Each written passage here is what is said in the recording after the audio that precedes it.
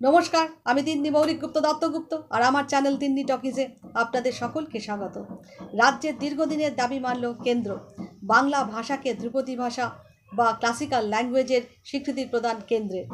চলতি বছরের জুলাই মাসে সাহিত্য একাডেমির নিয়ন্ত্রণাধীন লিঙ্গুইস্টিক এক্সপার্ট কমিটির একটি বৈঠকে সর্বসম্মতিক্রমে বাংলা ভাষাসহ আরও 5টি ভাষাকে ধ্রুপদী ভাষার স্বীকৃতি দেওয়ার কথা বলা হয়।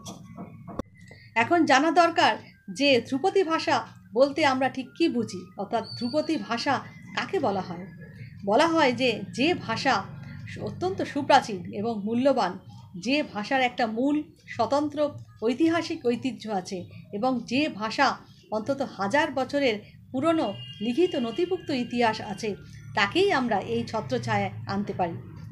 বাংলা ভাষা যে 1500 বছরের পুরনো, এই নিয়ে ডক্টর সুনীতি কুমার চট্টোপাধ্যায় এবং সুকুমার সেন বলেছেন যে বাংলা ভাষার জন্ম আনুমানিক দ্বাদশ শতাব্দীর মাঝামাঝি। আবার ডক্টর শহীদুল্লাহর মতে যে বাংলার আদি নিদর্শন চর্যাগীতির কবিদের সময় থেকেই, অর্থাৎ আনুমানিক 7ম শতাব্দীর মাঝামাঝি থেকেই বাংলা ভাষার সৃষ্টি। তবে আধুনিককালে এই নিয়ে বিদ্বজ্জনদের মধ্যে যথেষ্ট মতপার্থক্য আছে। একসময় বলা হয়েছিল যে সংস্কৃত ভাষাকে বাংলা ভাষার জননী, কিন্তু আধুনিককালে এই তথ্য মানতে নারাজ ভাষাতত্ত্ববিদগণ। তাদের মতে বাংলা ভাষা হলো সংস্কৃত ভাষারই ভগিনী ভাষা। এখন কথা হচ্ছে যে বাংলা ভাষা এই ধ্রুপদী ভাষা মর্যাদা পাওয়ার পর আদৌ কি কোনো সুযোগ সুবিধে হবে, মানে কোনো কী সুযোগ সুবিধে পেতে চলেছে। কোনো ভাষাতত্ত্ববিদগণের মতে যে এই বাংলা ভাষার সারা দেশে বিস্তার বাড়বে, আবার অনেক কেন্দ্রীয় বিশ্ববিদ্যালয় গড়ে উঠতে পারে এবং যারা বাংলার বাইরে এই বাংলা ভাষা নিয়ে বা বাংলা ভাষার উন্নতিতে কাজ করবে তাদের অন্য একটা মাত্রা দাঁড়াবে। কারণ আগে তো এই ভাষা নিয়ে যারা বাইরে কাজ করতো তারা খুব একটা গুরুত্ব পেত না।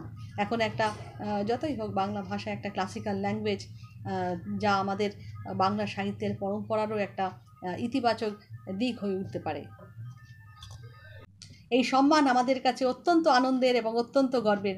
এই সম্মানকে আমরা মাথা পেতে নিয়েছি, যদিও এই স্বীকৃতি খুব একটা তাৎপর্য আছে বলে আমার মনে হয় না।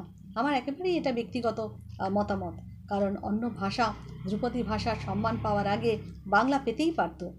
যে ভাষার লেখক হলেন রবীন্দ্রনাথ ঠাকুর, ঈশ্বরচন্দ্র বিদ্যাসাগর, রামমোহন রায় এবং অন্যান্য বিদ্বজ্জনেরা। রবীন্দ্রনাথ ঠাকুরই প্রথম এই ভাষায় গীতাঞ্জলি কাব্যগ্রন্থ লিখে নোবেল পুরস্কার লাভ করেছিলেন এবং বিশ্বের দরবারের কাছে এই ভাষাকে পরিচিতি করিয়েছিলেন। আর বাঙালি হলো সম্ভবত বোধহয় একমাত্র জাতি যে এই ভাষাকে মাতৃভাষার অধিকারের জন্য কত আন্দোলন করেছে, কত রক্তপাত ঝরিয়েছে, এমনকি প্রাণ দিতেও পিছপা হয়নি। তাই আজও 21শে ফেব্রুয়ারি এপার বাংলা ওপার বাংলায় এই ভাষাকে নিয়েই আন্তর্জাতিক ভাষা দিবস পালিত হয়। তাই এই স্বীকৃতি যে ভাষার যে খুব একটা আসে যায় তা কিন্তু নয়। ভাষা তার নিজের গতিতেই চলে, ভাষা হলো বহমান। আমাদের রাজ্যের মাননীয় মুখ্যমন্ত্রীর দীর্ঘ লড়াইয়ের সুফল হলো এই মোদি ক্যাবিনেটের স্বীকৃতি।